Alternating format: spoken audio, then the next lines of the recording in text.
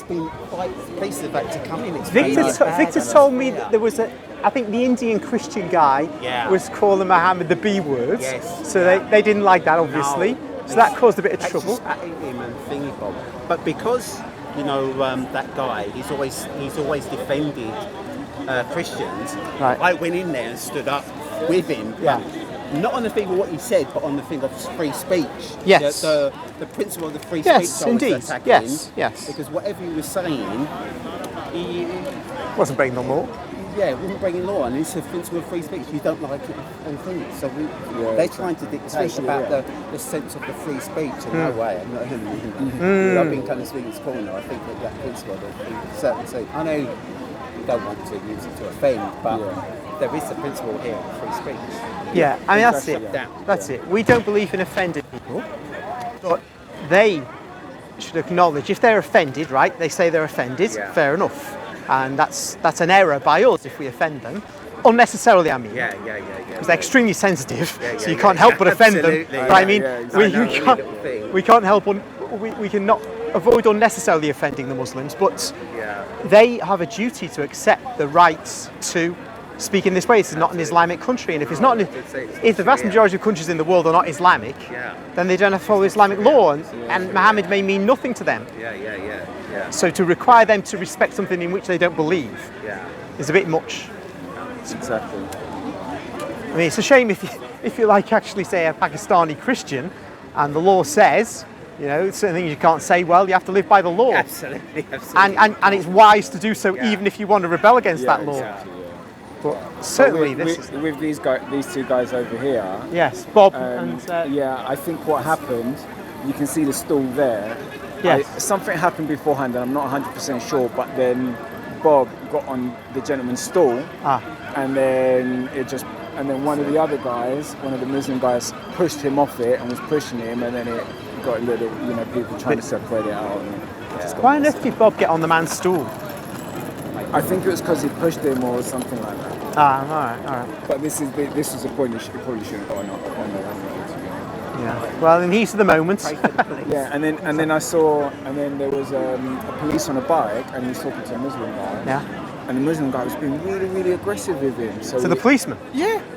That's not fair for them. And I was like, what? And the policeman, in about 5 minutes, he didn't lose it, but you could tell he got annoyed, got off his bike, escorted the guy out of the park. I think, though, this is a cultural issue here. There's always been this native respect between police and public in a homogeneous England. Yeah. But with people who are not native to the nation, there's not the same cultural attitude. Yeah. And so we don't, it's not like, I don't know, you maybe young to remember Dixon of Dock Green, that kind of way of policing and the public's attitudes of the policing is different because it's a different public now. Yeah. It's South Asian, Caribbean, whatever, and it's a different attitude. I think also it's an age thing as well, because I think a lot of the younger generation, there's not as much respect for the police anymore. Yeah, and that's even true amongst the native English. Yeah, that's what. Because there's been a whole set of generations which have been raised in a very unchristian atmosphere. Never mind Catholic, not even Anglican. Yeah. And that's been going on since I was born, and it's worked its way through, and here we are. It's like if you go to somewhere like Spain. I remember I'm half Spanish, and I used to go to Spain, and the police that were always in the green, the Guardia Civil, you're always worried about them. Oh, there they are. Oh, you're almost quite worried about them. And there's still a little bit of that in Spain, but here. We've all got to feel like lots of don't care as much. things, like the community policing. They're sort of half police, and they haven't got that sort of authority, and that authority just sort of going down. And it's a hard people laugh at them now. You think, and of course, but they go on the Gay Pride March. They have their police cars covered in rainbow stuff, and then they're bowing the knee to Black Lives Matter, and they're full of all this woke ideology. So you know, there's always going to be a blowback from that. And who would respect that kind of organisation? Exactly. And the thing is, it's not easy to be a policeman now because everything is literally scrutinised. It is. You know, because of the few police that are actually quite bad. And we know there are some police that abuse their positions, right? Like in all organisations, some people with authority abuse their positions, right? Yeah. But then it's had an impact on all police, and now everything's like scrutinised so much. It's gone that way. Yeah. Police don't have the less power. The criminals get more power. They're too scared to do anything, just in case it's being filmed on and getting in trouble. You know, it's not easy. We need our prayers. Even one of my friends that I went to school with, he's a policeman, and I haven't seen him for years. But last time I saw him, he was saying to me he's been at like riots and they've had the riot gear, but he wasn't allowed to put his helmet on even though they were throwing bottles because they didn't want to look too aggressive.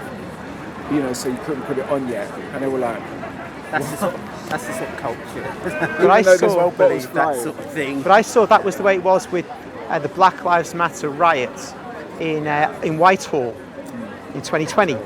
They had soft hats, but when there was a group of working class white English people, they apparently defend the statue of Churchill, which was a threat of being pulled down like the Colston was in Bristol.